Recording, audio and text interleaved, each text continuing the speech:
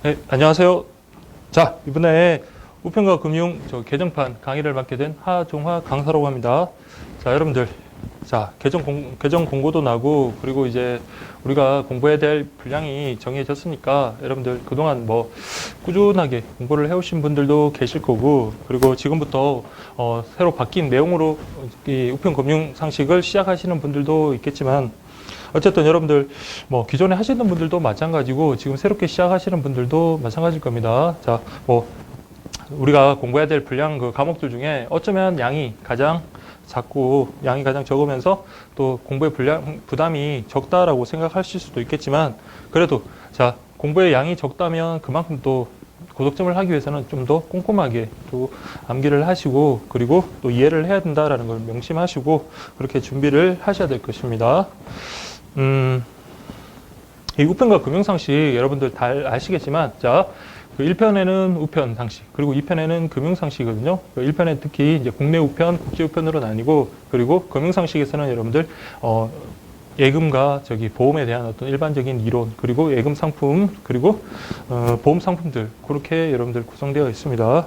그러니까 여러분들, 일단 분량면에서는 금융상식 파트가 양은 많아요. 양은 많은데 어쨌든 출제 비중은 거의 대동소이하니까 어쨌든 뭐 특정 부분을 공부하겠다라기보다는, 자, 어쨌든 국가시험이라는 게, 자, 전 범위에서 골고루 출제가 되니까 여러분들 가급적이면, 자, 해독수를 열리는 방향으로 어느 특정 부분을 집중해서 보다가 어떤 다른 부분을 좀 놓치는 그런 우려를 범하지 않도록 여러분들이 좀 수험 계획을 잘 짜셔야 될 것입니다.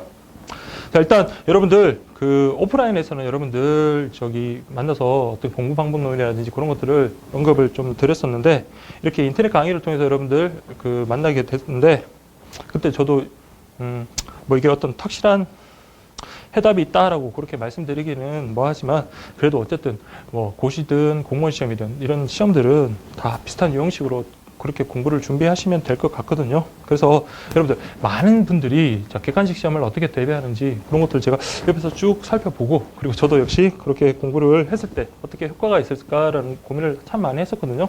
그래서 특히 서술형 답안 같은 경우와 달리 객관식 시험 같은 경우는 제가 보니까 거의 한 달 승부예요. 한 달.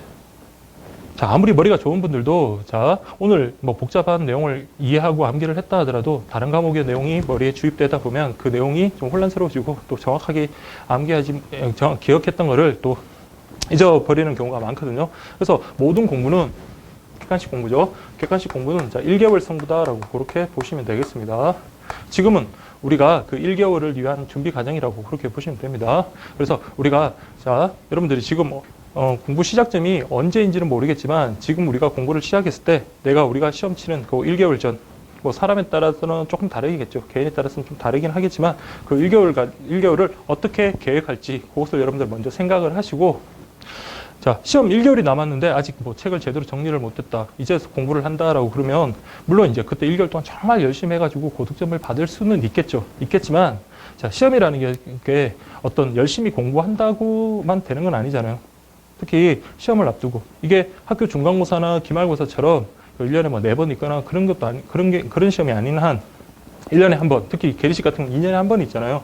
그러다 보면 마음의 부담이 상당히 올 수밖에 없거든요. 그때 그나마 여러분들이 공부를 어느 정도 하고, 그리고 그것을 계획에 맞춰서 하고, 앞으로 내가 어떻게 공부를 하겠다라는 계획이 섰던 분은, 자, 본인 스스로가 그러한 공부량이라든지 그런 것에 만족을 못 하더라도 어떤 계획이 서 있는 사람들은 어느 정도 좀 마음의 안도를 갖고 공부에 임할 수 있다라는 그런 장점이 있습니다. 그래서 여러분들, 자, 1개월이라는 것은 여러분들, 자, 어떻게 보시면 되냐면, 자, 시험 당일 있다라고 할게요. 시험 당일 디데이가 있으면 여러분들, 자, 과목을 여러분들 뭐 3과목, 그 외에는 뭐 4과목, 그런 식으로 여러분들 구분을 하셔가지고, 자, 내가 3과목, 4과목을 처음에는, 자, 지금은 여러분들 어쨌든 기본 강의 듣고, 아니면 기본 교재를 좀 정독을 하면서, 정독을 어느 정도 되신 분은 어느 정도 이제 속독을 하시면서, 그리고 좀 내가 취약한 부분을 좀 집중적으로 그렇게 공략을 하시겠죠.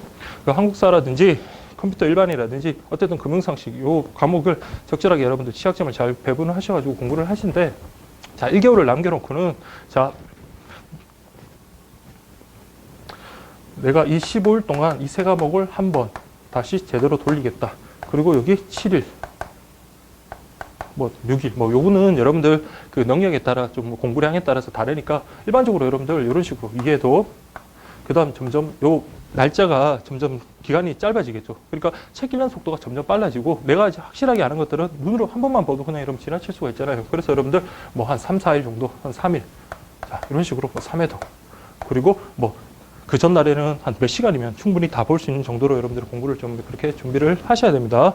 그래서 이게 여러분들 단기적으로 뭐 지금 시험이 뭐 1년, 2년 남은 게 아니잖아요. 그러니까 지금 한 3개월 정도 남은 시점에서 3개월보다 조금 더 남았네요. 그 시점에서는 여러분들이 자, 내가 시험 치기 1개월 전까지 어떻게 준비를 하겠다라는 거 좀 계획을 확실하게 짜시고 그렇게 공부를 하시면 되고요. 제가 솔직히 컴퓨터 일반은 어떤 내용인지 잘 모르겠습니다만은 저 한국사 같은 경우나 아니면 우편 금융 상식 같은 경우는 자, 여러분들 자, 그 내용을 갖다가 어느 정도 압축해서 좀 양을 갖다가 줄이는 작업이 필요하다고 생각이 돼요.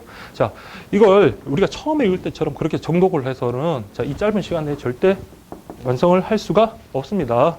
그러면은 여러분들이 자, 그 책을 갖다가 어느 정도 뭐 밑줄을 끊는다든지 아니면 형광펜으로 좀 표시를 한다든지 아니면 좀 필요한 것들은 좀 가피를 하고 불필요한 것들은 좀 삭제를 한다든지 그런 식으로 해서 책을 좀 압축적으로 만들었어요. 그게 바로 여러분들 단권화라는 거잖아요.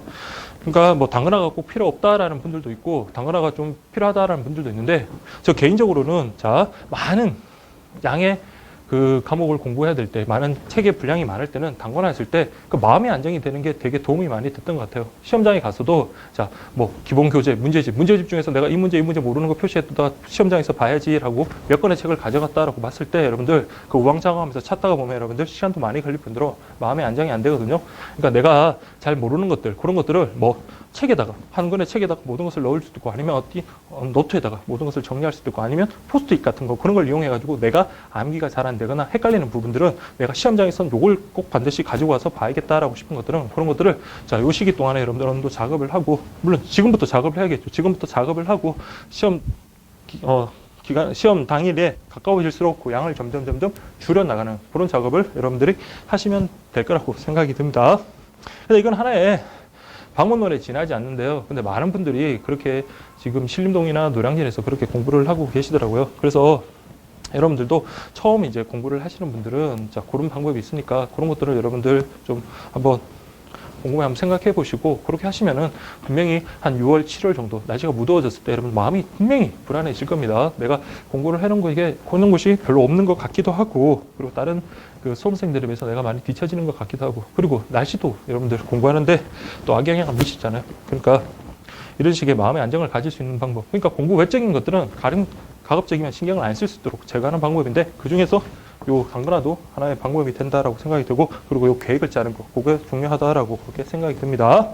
자, 그리고 여러분들 이 책을 보셔서 뭐 보신 분들 뭐 몇 회독을 하신 분들도 있으시고 처음 보시는 분들도 있으시겠지만 자, 이게 여러분들이 뭐 대학에서나 뭐 사회에서나 여러분들이 많이 접해봤던 뭐 용어라든지 내용이면 처음 봤을 때 뭐 이해하기가 쉽겠지만 자, 여기 보면 뭐 경제 용어라는 것은 조금 나오고 어쨌든 법학 용어들 좀 많이 나오고 그리고 여러분들 뭐 다양한 분야 그리고 특히 실무적인 용어들이 많이 나오잖아요. 그러다 보니까 우리가 솔직히 우체국을 이용하기는 하지만 우체국에서 늘 이용하는 것들은 우리가 소비자 입장에서 그냥 상품을 사용하는 사용자 입장에서 그냥 외형적인 그런 것들만 우리가 알고 있다가 좀 세부적인 거 그런 것들 내용을 알려고 하면 그 처음에 내용이 이해가 안 되는 경우도 많고 그리고 이것을 과연 어떻게 준비해야 되는지 많은 고민이 되는 부분도 있을 겁니다. 근데 자, 이 책 여러분들 자세히 보시면 아시겠지만 어쩌면 이게 양이 많을 수도 있고 적을 수도 있는데 분명한 거는 여러분들이 무슨 공부를 하든 간에 나는 할 수 있다라는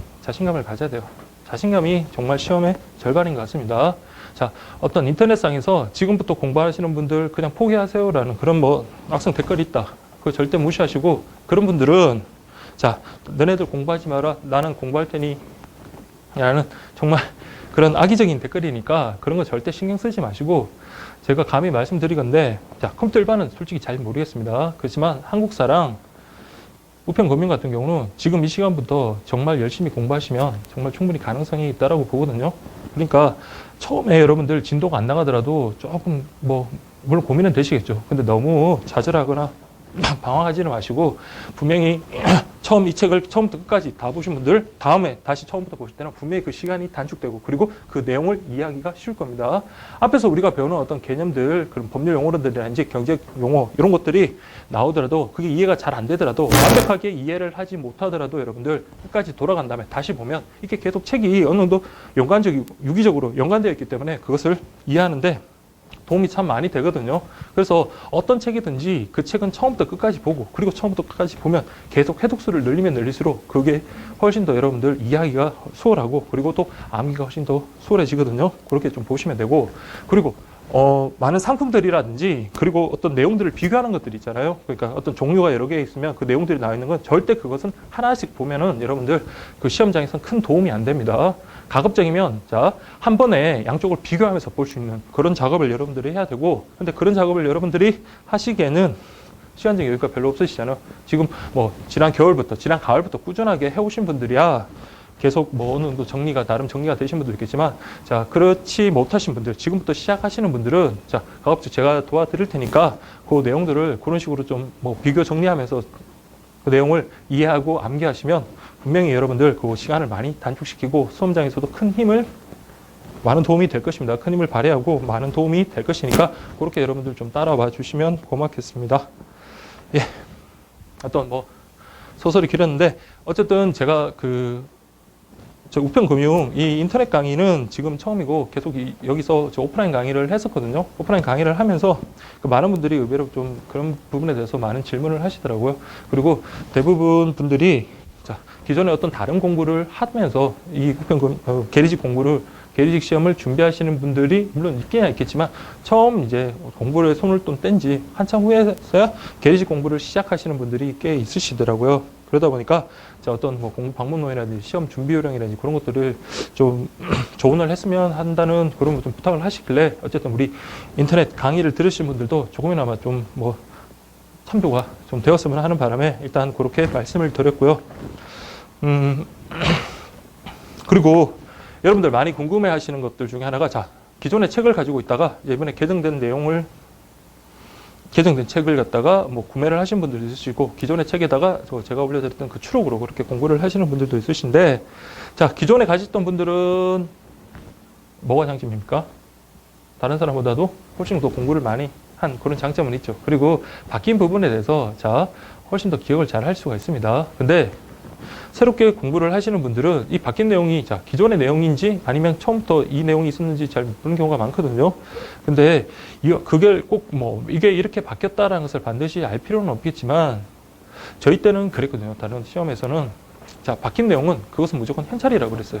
뭐 법이 개정되거나 그렇게 된 거는 그 바뀐 내용이 정말 시험에 출제될 가능성이 아주 유력한 거라고 우리는 그렇게 생각을 하고 늘 보면 시험에서 그 문제가 나오면 그렇게 가볍게 답을 찾았던 경험이 있는데 자, 우편금융 같은 경우는 법령이 전부가 아니기 때문에 꼭 그런 것은 아니겠지만 그래도 여러분들 저기 바뀐 부분은 그럴 만한 이유가 있었잖아요. 그러니까 이런 최신 법령이라든지 최신 바뀐 어떤 뭐 정책이라든지 그런 것들은 여러분들이 좀 숙지를 하셨으면 좋겠습니다. 근데 그걸 여러분들 혼자서 아시기는 힘드니까 제가 수업 중간중간에 기존의 내용이 이랬다가 이렇게 바뀌었습니다라고 언급할 거예요. 그러면은 여러분들 저 기존 교재에다가 자, 여기 보시면 페이지 11페이지 보시면 저기 우편 사업의 특성이 있어 정부기업이라고 되어 있거든요.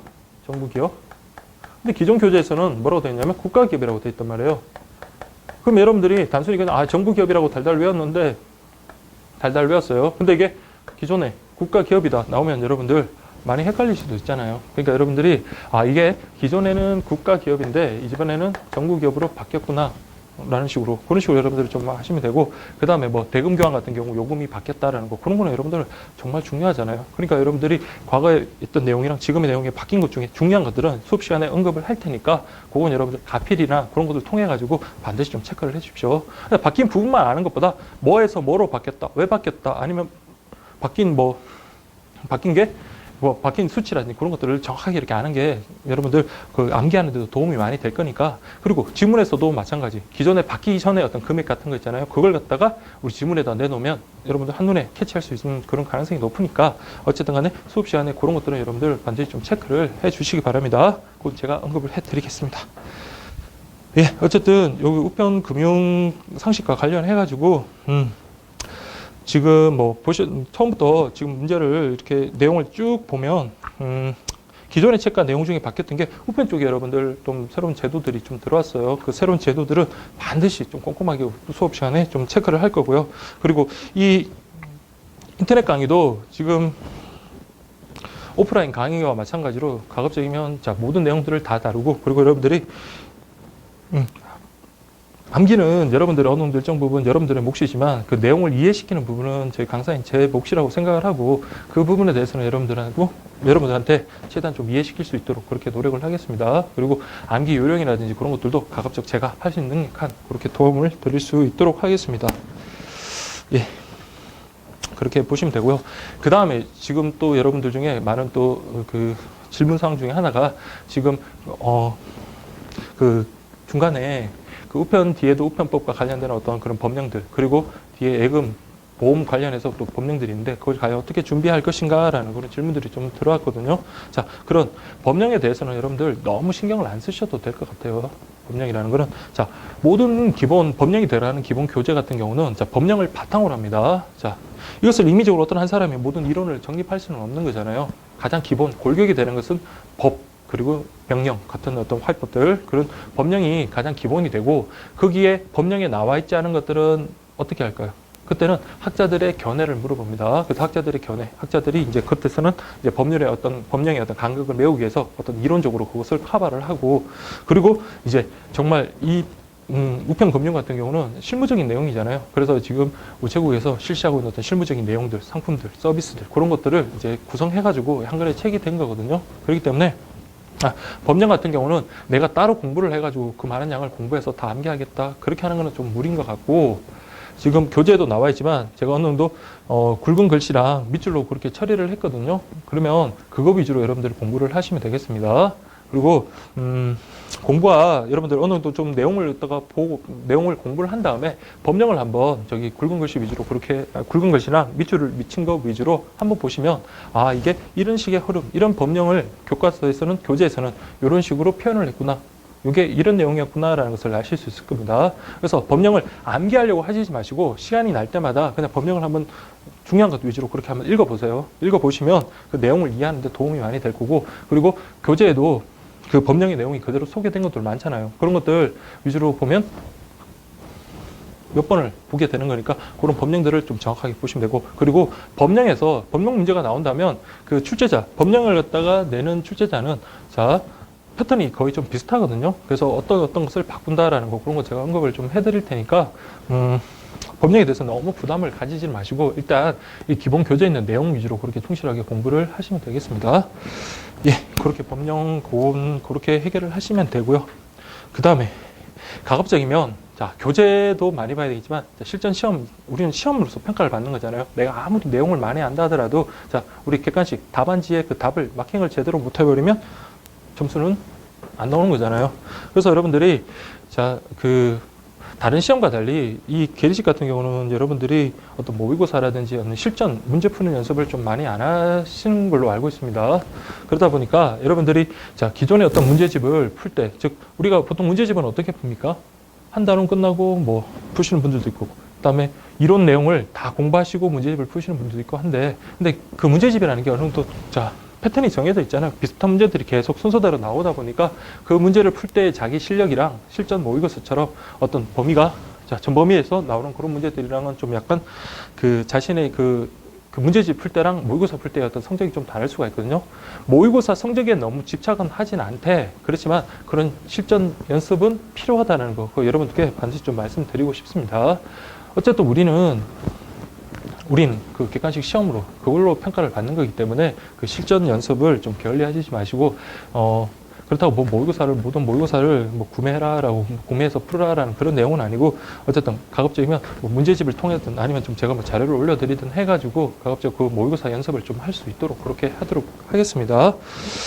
자, 그렇게 좀 하시면 되고, 어쨌든 시험이라는 것은 아까도 말씀드렸지만 자신감이에요. 그래서 시험에 잘 붙는 어느 학교 출신이다. 물론 그분들은 머리가 좋아서 그럴 수도 있겠지만, 그분들은 어쨌든 이 정도 시험이야 나는 할 수 있다라는 자신감이 일단은 바로 먹고 들어가는 것 같더라고요. 근데 내가 공부를 조금이라도 안 하면 옆에 사람들이랑 비교하면서 스스로 나약해지고 그렇게 하면 절대로 여러분들 그 시험의 합격과 어느 시험에도 마찬가지입니다. 합격과는 멀어지게 되는 거고, 그리고 이왕 이렇게 여러분들이 자, 계리직 시험을 준비하겠다라고 마음을 먹은 순간, 그리고 접수를 하는 순간, 응시 원서를 딱 내는 순간은 무조건 그 마지막 답안 마킹할 때까지는 절대 포기해서는 안 됩니다.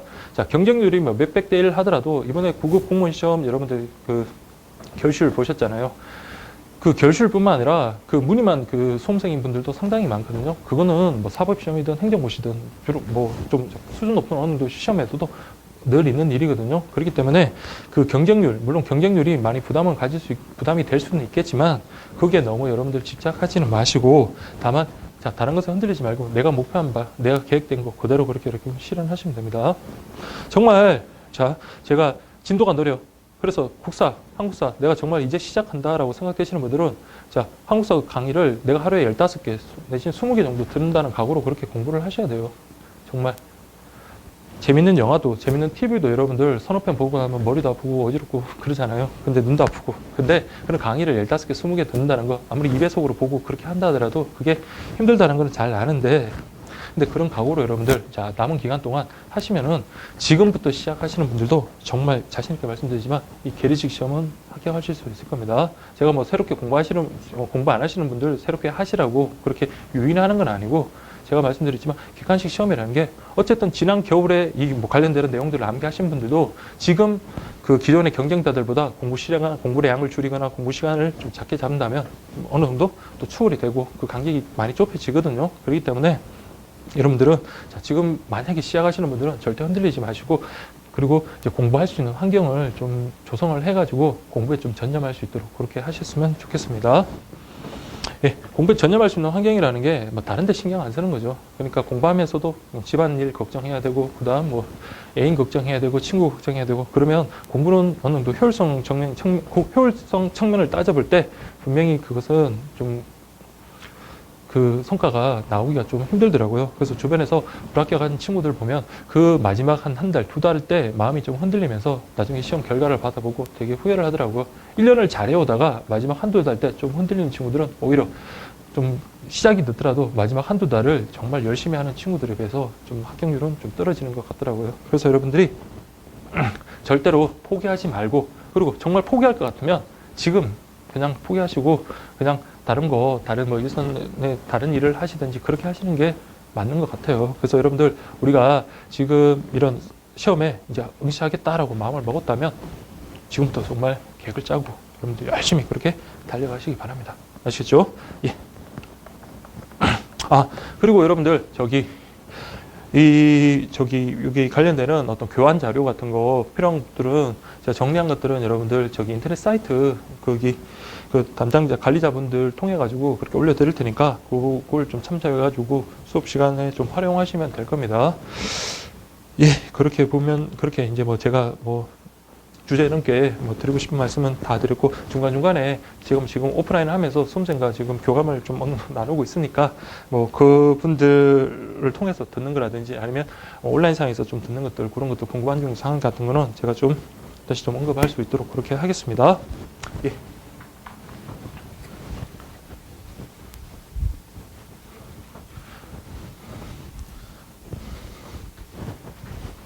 자, 그러면 여러분들 신교재, 자, 개정된 교재입니다. 개정된 교재 10페이지 보도록 하겠습니다.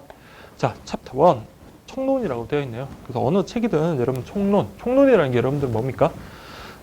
총론이라는 것은 자, 이 책의 전반을 지배하는 어떤 지도 원리 또는 그 전체 내용을 아우를 수 있는 그런 개략적인 내용이라고 그렇게 보시면 됩니다. 그래서 어떤 내용이든 어떤 책이든 마찬가지예요. 그래서 제일 먼저 나오는 거 여러분들 그 책의 어떤 의가 나올 거예요. 그래서 마찬가지로 우리가 지금 공부하는 게 제1편 우편이잖아요. 우편과 관련해서 우편의 의 그리고 사업의 특성이라고 그렇게 제목이 적혀 있는데 자, 1번 볼게요. 우편의 의미. 자, 의미가 여러분들 자, 어떤 용어에 대한 의미가 하나가 있는 경우도 있겠지만 그러니까 그 세월이 점점 흐르면서 그 의미가 점차 확대돼 나가는 경우도 있고 아니면 오히려 그 의미 자체가 축소돼 가는 경우 좀 드물긴 하지만 그런 경우도 있는데 자, 이 경우 같은 경우는 자, 우리 우편에 대해서 자, 좁은 의미 그러니까 내용의 폭을 여러분들 좁게 본 겁니다. 그래서 좁은 의미의 우편이라는 것은 자, 우정사업본부가 책임을 지고 자, 서신 등의 의사를 전달하는 문서, 통화, 그 밖의 물건을 나라 안팎으로 보내는 업무를 우리가 우편이라고 본다. 요 좁은 의미와 넓은 의미 좀 구분하셔야 돼요. 좁은 의미라는 것은 자, 우정사업본부가 자, 서신, 그다음 의사 전달물 같은 서신, 의사 전달물, 뭐 통화, 그 밖에 뭐 물건, 요걸 우리가 나라 안팎으로 보내는 업무를 우리가 우편이라고 한다. 요게 바로 좁은 의미의 우편이고요. 넓은 의미라는 것은 자, 우편 관서가 문서나 물품을 전달하거나, 그러니까 좁은 의미 그 대상보다 좀 더 내용을 확대시킨 거예요. 그래서 여러분들 문서나 물품을 전달하거나 이에 덧붙여 제공하는 어떤 서비스, 그런 것들을 통틀어서 이르는 말이다. 아시겠죠? 그래서 좁은 의미, 넓은 의미는 반드시 좀 구분을 하시고, 이런 것 틀리면 여러분 너무 아깝잖아요. 늘 공부는 우리 처음부터 하니까 이건 웬만큼 다 맞추긴 하겠지만, 그래도 여러분들 좁은 의미와 넓은 의미 좀 구분을 하시고, 그 다음에 여러분들 보시면 우편이라는 것은 여러분들 좀 특징적인 게, 자, 이거는 누가 국가가 제공하는 기본적인 사회 서비스 가운데 하나다라고 되어 있네요. 그래서 국가가 주체가 돼가지고 국가가 이 우편이라는 업무를 담당한다, 그런 내용입니다. 그래서 이에 따라 우리나라뿐만 아니라 많은 나라에서 의무적으로 자, 보편적 우편 서비스를 제공할 것을 법령에 규정하고 있다라고 되어 있네요. 자, 우리 뒤쪽에 보면 나오겠지만, 자, 보편적 우편 서비스라고 되어 있습니다. 보편적 우편 서비스. 보편적 우편 서비스라는 것은 그냥 우리 국민이면 누구나 다 우편물을 손쉽게 이용할 수 있게로 하는 그런 업무를 말합니다. 자, 우리 우편이라는 걸 만약에 보편적 우편 서비스, 국민이면 누구나 손쉽게, 그 경제력이 있든 경제력이 없든 그런 지위 고하를 막론하고 누구나 손쉽게 그런 걸 이용할 수 있어야 되는데, 그렇지 않다면 어떻게 돼요?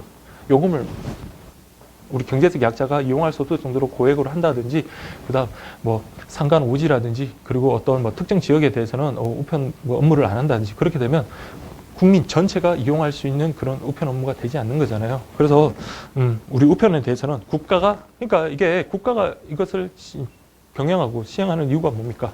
이게 만약에 민간업자에게 맡기면 이게 이윤이 안 남는 것은 그쪽에서는 어떻게 사업을 철수하거나 사업을 대폭 축소할 거란 말이에요. 그러면 이게 보편적 우편 서비스에 대한 취지가 어긋난단 말이에요. 그래서 이것을 국가에게 맡기고, 물론 예외적으로 이제 뭐 국가가 위탁하는 경우도 있겠지만, 어쨌든 주체는 국가가 되고, 그리고 그것을 어디에다가? 법령에다가 규정하고 있다라고 됐습니다. 자, 이거 좀 체크를 할게요. 의무적으로 보편적 우편 서비스 제공할 것을 어디다가? 법령에다가 규정하고 있다.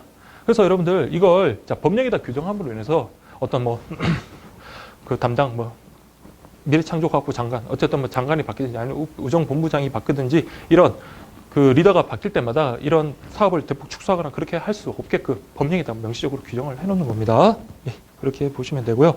그 다음에 여러분들, 자, 우편은 주요 통신 수단의 하나로 우리 정치, 경제 등 모든 분야에서 정보를 전달하는 중추신경과 같은 업무를 한다. 이거는 뭐 그냥 있는 그대로 그냥 확인을 하시면 되고, 모든 분야에서 정보 전달하는 그런 중추신경 같은 업무 추진한다.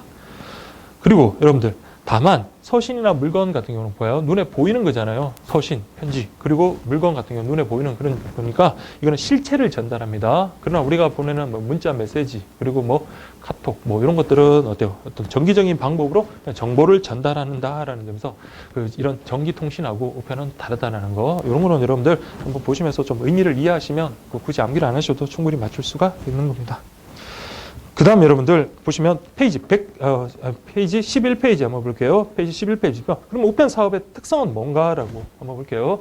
자, 우편 사업의 특성. 좀 다른 사업이랑 우편 사업은 어떻게 다른가라는 건데, 자, 우편 사업은 자, 정부 기업 예산법에 따라서 정부 기업, 정부에서 운영하는 기업이다라고 그렇게 정해져 있습니다. 그래서 정부 기업이기 때문에 그게 구성원들은 어떻게 될까? 어떤 신분을 갖는다?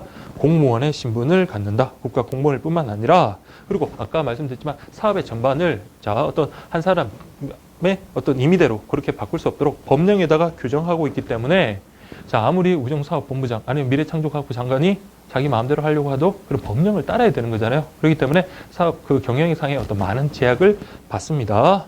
다만 이게 여러분들 공익적 측면이 많기 때문에 적자가 난다. 적자가 난더라도 그런 보편적 우편 서비스를 뭐 물론 약간 어느 정도 좀 제한 축소할 수는 있겠지만 그것을 완전히 없앨 수는 없는 거잖아요. 그래서 적자가 났을 때는 어떻게 해요?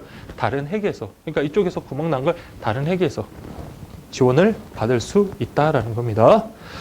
예, 그리고 여러분들 우편 사업의 회계 제도는 경영 합리성과 사업 운영의 효율성을 확보하고 예산을 신축적으로 사용하기 위해서, 자, 체크할게요. 특별회계로서 독립재산제를 채택한다라고 그렇게 되어 있습니다. 그래서 독립재산제를 채택하기 때문에 어느 정도 독립성도 가지고 있으면서 그 예산 범위 안에서 자유롭게 운영을 할 수 있는 어떤 독자성을 가지고 있다라고 그렇게 보시면 되고요. 우편 사업은 정부 기업으로서의 공익성과 회계상의 기업성을 둘 다 가지고 있기 때문에 두 면의 조화가 과제이다라고 그렇게 언급이 되어 있는데, 자, 아까 우리가 말씀드린 것처럼, 제가 아까 말씀드린 것처럼, 자, 우편 사업 같은 경우는 자, 국가가 경영하면서 우리 보편적 우편 서비스를 위해서 손해가 나더라도 보편적 우편 서비스를 그래도 확대해 나가고 그렇게 하고 있잖아요. 그래서 그런 공익성을 가지고 있지만, 그래도 여러분 우편 사업이니까 이것도 어느 정도 경영상의 어떤 그런 이유를 추구를 해야 되겠잖아요. 그렇기 때문에 요 양자를 갖다가 공익성과 효율성, 요 양자를 조화시키는 게 가장 큰 관건이다라는 그런 말입니다. 그 다음에 여러분들, 자, 우편 사업은, 자, 콜린 클라크의 산업 분류. 자, 콜린 클라크의 사업 분류라고 우리 중학교, 고등학교 때 우리 사회책에서 한번 보셨을 겁니다. 그래서 뭐 1차 산업으로는 노동력이 중시되는 농업, 뭐 그런 것들이 있고, 2차 산업에서는 뭐 기술이라든지 그런 것들이 중시되는 공업, 그런 것들이 대표적으로 들 수 있겠고, 3차 사업 같은 경우는 정보라든지 그런 것들, 서비스, 그래서 관련돼서 뭐 서비스업이 3차 산업의 대표적이다라고 되어 있는데, 우리 우편 산업은 자, 제3차 산업에 속합니다. 제3차 산업에 속한다. 다만 제3차 산업에 속하더라도 이것은 노동 집약적 성격이 강하다라는 겁니다. 그래서 우편 같은 경우는 여러분들 정말 발로 뛰는 거잖아요. 그냥 클릭 한 번으로 모든 것이 해결되고 그런 게 아니라 뭐 소포를 배달하고 뭐 접수하고 하는 그런 것들 다 보면 어느 정도 인력이 많이 필요하잖아요. 그래서 3차 산업이기는 하지만 노동 집약적 성격이 강하기 때문에 어느 정도 그 인건비가 좀 부담이 될 수밖에 없다라는 그런 내용들 확인을 하시면 되겠습니다. 그래서 여러분들 공부하실 때 그냥 우편의 특성 한번 이렇게 정독을 한번 하시고, 그냥 특성은 굵은 글씨 위주로, 아니면 자기가 본인이 표시한 것 위주로 그렇게 읽으면서 옆에 내용을 추론할 수 있고, 그렇게 되면 빠르게 읽을 수가 있거든요. 그렇게 확인을 하시면 되겠습니다. 그 다음에 여러분들 우편의 이용관계에 관련해 가지고, 자, 우편 이용관계는 이용자가 우편 서비스 제공을 목적으로 마련된 인적 물적 시설을 이용하는 관계인데, 자, 여기 보면 그러면 우편 이용관계의 법적 성질은 무엇일까라는 의문이 들 수 있잖아요. 왜냐하면, 자, 우편 사업이라는 게 아까, 자, 일단 국가 그리고 국민 간의 우편, 자, 아까 우편과 관련된 뭐 인적 물적 시설을 이용하는 관계라고 했는데, 자, 그러면 이거 여러분들, 그럼 국가와 국민 간의 관계는 보통 국가하고 국민은 대등한 관계가 아니거든요. 우리 일반적으로 어떤 거, 세금 같은 거 생각 한번 해보세요. 국가가 국민에게 세금을 부과합니다. 그럼 국민이 그것을 거부할 수 있습니까? 거부하면 그게 따른 또 제재가 따르잖아요. 그래서 어느 정도 강제력이 따르거든요. 그리고 국가가 어느 정도 우월한 지위에 있기 때문에 국민은 그게 대등한 관계가 아니라 상하 지위가 있는 겁니다. 그래서 보통 권력 관계다라고 그렇게 보시면 됩니다. 권력 관계. 근데 국가와 국민이 어떤 계약을 체결함에 있어서 항상 권력 관계에 있는 것은 아니고, 우리 뒤쪽에 나오는 거, 저기 뭐 예금 계약이라든지 보험 계약도 물론 마찬가지겠지만, 국가와 국민, 자, 국가에서 자, 이런 것을 해달라 했을 때 국민이 거절할 수 있고, 국민이 또 해달라 했을 때 국가가 어느 정도 뭐 일정한 경우에는 거절할 수 있는 그런 경우가 있다면, 특히 뭐 후자 말고 전자 쪽에서 국가가 뭐뭇을 해달라고 했을 때 국민이 뭐뭇을 거절할 수 있는, 그러니까 이거는 여러분들 우월한 지위에서, 계약 당사자가 우월한 지위에서 그것을 체결하는 그런 계약 관계가 아니라 양 당사자가 대등한 지위에서 있는 거기 때문에 이것을 우리가 보통 공법 관계가 아닌 사법 관계다라고 그렇게 봅니다. 근데 여기 보시면 통설이라고 되어 있잖아요. 그러면 이건 뭐냐면, 이 우편 계약의 사법 관계다라는 것은 우리 어떤 조문을 찾아봐도 없습니다. 없으니까 이건 어디에다가 의존한다? 우리 학자들이 보니까 이것은 국가와 국민 간의 어떤 권력 관계에 타는 공법 관계가 아니라 이것은 사법관계다라고 그렇게 대부분의 학자들이 그렇게 이해를 합니다.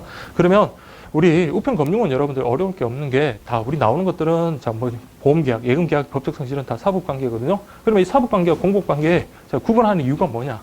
자, 공법관계에서 이게 만약 문제가 생겼다고 할게요. 국가가 잘못해서, 우체국이 잘못해서 국민이 손해를 입혔다. 그러면 공법관계, 권력관계 같은 경우는 이거는 보통 행정소송으로 갑니다. 행정소송. 그렇지만 사법관계 같은 경우는 이거는 민사소송. 이런 식으로 차이가 있고, 어쨌든 자, 요는 자, 사법 관계이기 때문에 이게 어느 정도 뭐 법적 구속력이 있는 것은 아니고 자유롭게 계약을 체결할 수 있다. 그렇게 보시면 되고, 또 대표적인 사법 관계가 우리 학교에서 학교에서 학용품 같은 거 많이 쓰잖아요. 중간고사 출제를 하려면 그 관련된 시험지 같은 거, 그런 것들을 일반 뭐 마트나 아니면 문구점에서 구매를 해야 되는데, 그때는 아무리 정부가 그것을 구매한다 하더라도 그것은 나와요. 우울한 지역에서 그것을 구매하는 그런 계약 당사자가 아니라 정부와 그 상인들이 어느 정도 대등한 관계에서 구매하는 것이기 때문에 그것도 역시 사업관계로 보는 겁니다. 그래서 그런 내용이다, 그렇게 보시면 돼요. 근데 다만, 근데 이게 일반적인 저와 뭐 학생들 간의 어떤 뭐 일대 아니면 저와 뭐 어떤 편의점 사장님과의 어떤 그런 뭐 물건을 사고 파는 그런 관계보다는 어느 정도 그래 다소 권력성은 좀 있을 수밖에 없겠죠. 그래서 언급한 게 우편 사업의 경영 주체가 국가이며 사업 자체 성격이 공익성을 띠고 있기 때문에 권력적인 측면도 있기는 하다. 그래, 있기는 하다. 그렇지만 우편 이용자와 우편 간수 상호 간의 우편물 송달 계약이 본질적, 그러니까 송달 계약이 본질적인 내용이기 때문에, 그래서 이 풍수는 뭐라고 보고 있다? 사법상 계약관계, 사법관계라고 그렇게 보고 있다. 그렇게 이해를 하시면 되겠습니다. 그러면은 이 계약인데, 계약이라는 것은 여러분들, 자, 우편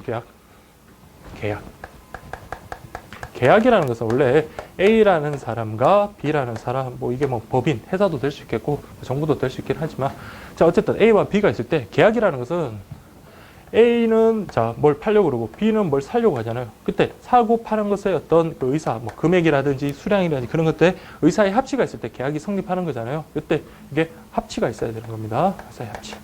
그럼 의사의 합치가 있어요. 그러면 이건 계약이 성립했다라고 하는데, 그렇게 되면 여러분들 뭐 A가 만약에 B한테 물건을 팔기로 했고 B가 사기로 했다라면 계약이 성립하면 어때요? 그럼 A는 B한테 돈 달라 할 수 있고 B는 물건 달라라고 할 수 있는 거잖아요. 원래는 계약의 구속력이라는 것은 계약이 성립하면 이 당사자만 구속하는 거예요. 당사자에게 계약이 성립함으로 인해서 권리와 의무가 발생하는 겁니다. 그런데 자, 요 경우 지금 보면 우편 간서하고 여기는 발송인을 할게요. 발송인이 자, 우편 계약을 체결했다고 합시다. 원칙적으로는 여러분 발송인과 우편 간서 이렇게 여러분들 계약의 당사자라고 볼 수 있겠지만, 자, 그 계약의 그 좀 더 범위를 넓히면 계약이 자, 제3자 C라는 제3자가 있다고 할게요. C라는 제3자에게 어떤 권리와 의무를 발생케 할 수가 있거든요. 그것을 우리가 민법상 제3자를 위한 계약이라고 하는데, 이거 역시 마찬가지입니다. 우편 간서와 발송인이 계약 당사자가 원칙입니다. 이 사람에게 권리와 의무가 발생하지만, 자, 이게 수취인에게 어떤 권리와 의무를 발생케 하는 그런 계약을 할 수가 있단 말이에요. 그래서 여러분들 이게 제3자를 위한 어떤 계약이다. 그래서 A하고 B, 우편 간서와 발송인이 계약을 했지만 이 수취인이 뭐 수취 거부권을 행사할 수도 있고 수취권을 행사할 수 있는 어떤 그런 권리가 발생할 수 있다라는 겁니다. 그래서 여러분들 요거는 수취인. 그래서 우리가 하는 또 깊이는 들어갈 필요는 없고, 어쨌든 간에 여기 계약 당사자는 우편 간서와 발송인뿐만 아니라 일정한 경우에는 뭐 수취인까지도 우편 이용 관계자가 된다라고 그렇게 보십니다. 물론 계약 당사자라는 말보다는 우편 이용 관계자라는 말이 정확하겠죠. 이 사람은 계약 당사자는 아니지만 요런 계약에 의해서 A와 B의 계약에 의해서 이 사람에게 어떤 일정한 권리가 발생하기 때문에 우편 이용 관계자. 그래서 우편 이용 관계자는 우편 간서와 발송인에 한한다가 아니라 수취인까지 포함된다라는 거 그렇게 확인을 하시면 되겠습니다. 그래서 여러분들 우편 간서의 우편물 송달 의무. 자, 계약이 성립했어요. 계약이 성립해서 요금을 지불했어요. 그러면 우편 간서는 어떻게 해요? 우편물을 송달해야 될 의무가 발생하겠죠. 그리고 요금을 갖다가 달라고 할 수 있는 요금 징수권이란 권리가 발생하고, 또한 발송인은 송달 요구권, 그러니까 송달을 요구할 수도 있고, 그리고 우편물을 반환 청구권, 우편물. 그러니까 기존 내용에서 우편물 반환 청구권 같은 거 요건 기존 추가가 됐거든요. 그래서 여러분 한번 좀 보시고, 그리고 수취인은 우편물 수취권, 그다음에 수취 거부권, 이것도 역시 추가됐습니다. 수취 거부권 등과 같은 여러 가지 권리와 의무 관계를 가진다. 이게 없던 권리가 하나 생긴 게 아니라 기존에 어쨌든 표현 안 했던 게 그냥 들어온 거니까, 그래도 여러분들 뭐 자연스럽게 하실 거라고 생각이 됩니다. 그 다음에 여러분들 계약이라는 것은 아까 말씀드린 대로 의사의 합치가 됐을 때 성립한다라고 보거든요. 그래서 이번 우체국 창구에서 접수하거나, 자, 창구에서 접수한다는 말은 뭡니까? 제가 물건을 우체국 그걸 뭐라 그러죠? 카운터라고 그러나요? 거기다 이렇게 놔두고 그냥 간다고 우편 계약이 성립하는 것은 아닙니다. 접수라는 말은 뭡니까? 준 것을 받고 확인하는 거잖아요. 그래서 그게 의사의 합치가 있을 경우 그걸 의미하는 거니까 우체국 창구에서 접수하거나, 그리고 좀 더 넓게 보자면 우체국 통에 투입한 때 그걸 우리가 계약의 성립식이라고 본다. 그래서 창구에서 접수하거나 그리고 우체통에 투입한 때 그렇게 보시면 되고, 근데 방문 수령 같은 것도 있잖아요. 제가 집에 있는데 그 우체국 직원이 와가지고 제 어떤 소포라든지 그런 것들을 수령해 나갈 때, 그때는 수령함과 동시에 뭘 줍니까? 받았다라는 어떤 영수증을 줄 거 아니에요. 그때 영수증을 수령할 때, 영수증을 교부한 때가 바로 계약의 성립식이다. 요 두 개 좀 구분하시고 좀 꼼꼼하게 그렇게 보시면 되겠습니다. 그래서 계약의 성립 시기는 우체국 창구에서 뭐 할 때? 접수할 때라는 거, 그렇게 좀 확인을 하시기 바랍니다. 그 다음에 여러분들 13페이지 보시면 우편 사업 경영 주체 및 관계 법률이라고 그렇게 되어 있거든요. 요거는 조금 체크를 할게요. 그러면 여러분들 우편 사업은 아까 우리가 말했지만 국가가 경영한다. 자, 이건 좀 알아둡시다. 국가가 경영, 그리고 누가 관장한다? 미래창조과학부 장관이 관장한다라고 그렇게 보시면 되겠습니다. 그래서 밑에 보시면 여러분 관장이라면 관리와 장악을 말하는데 경영 주체, 소유 주체를 의미한다라고 되어 있네요. 국가가 경영한다라는 말은 좀 추상적이잖아요. 그 실질적으로 그럼 그 우편 사업을 그 관장하는, 관리하고 뭐 소유하고 하는 그런 주체는 실체가 있어야 되잖아. 그게 누구다? 미래창조과학부 장관이다라는 그 말입니다. 그래서 국가 경영 미래창조과학부 장관 관장, 그렇게 보시면 되고요. 다만, 자, 이게 중요합니다. 다만 미래창조과학부 장관은 우편 사업의 일부를 개인, 법인 또는 단체 등으로 하여금 경영하게 할 수 있으며, 자, 여기 체크는 안 돼 있는데 여기 법률에다 여러분 동그라미 치십시오. 자, 우리 우편 사업이라는 것은 국가가 경영하고, 그다음 뭐 국가의 뭐 구성원인 미래창조과학부 장관이 우리 우편 사업 관련해서 수상이라고 볼 수 있는데, 원래는 국가가 해야 돼요. 그렇지만 예외적으로 일정한 부분에 대해서는 어떤 타인, 개인에게 또는 어떤 그 회사, 법인에게 그런 것을 맡길 수가 있다고 됐습니다. 그러면은 이게 국가가 경영한다라는 어떤 취지, 그게 반할 수가 있잖아요. 그래서 이런 예외를 최대한 줄이자. 최대한 줄이려면 어떻게 할까요? 미래창조과학부 장관이 마음대로, 야, 오늘부터 이거 우리 장사 안 되니까 저 사람에게 넘겨, 아니면 민간에게 맡기자. 그렇게 하면 안 되겠죠. 그래서 반드시 뭘로 정해라? 법령이 아닙니다. 법률로 정하라고 했습니다. 법률. 법령이라는 것은 법률과 명령인데, 명령 같은 경우는 자, 행정부에서, 즉 대통령이 국회에 동의를 얻지 않고 발효시킬 수가 있는 거거든요. 근데 법률 같은 경우는 우리 국민의 대표 기관인 의회에서 국회의원, 가반수 출석에, 가반수가 찬성했을 때 의결이 되는 거잖아요. 그렇기 때문에 함부로 이런 것을 위탁하거나 그렇게 하지 말라고 어디에다 정해버린다? 법률에다가 정한다라는 거. 취지 이해하시겠죠? 그렇게 이해를 하시면 됩니다. 그 다음에 여러분들, 전국에 체계적인 조직을 갖춰 적정한 요금의 우편 서비스를 신속하고 정확하게 제공하기 위해서 국가가 직접 경영해라. 알겠죠? 그래서 전국에 체계적인 조직을 갖추기는 일반 민간인이 하기 힘들잖아요. 그래서 또 어떤 이윤 추구나 좀 효율성을 따진다면 그 보편적 우편 서비스의 어떤 취지에 반하게 되기 때문에 이것을 누가? 국가가 직접 경영한다. 아까 우리 앞에서도 국가가 경영, 미래창조과학부 장관이 관장이라고 그렇게 했으니까 그렇게 보시면 되고. 그 다음에 여러분들, 서신 송달 독점권이라고 되어 있는데, 자, 보세요.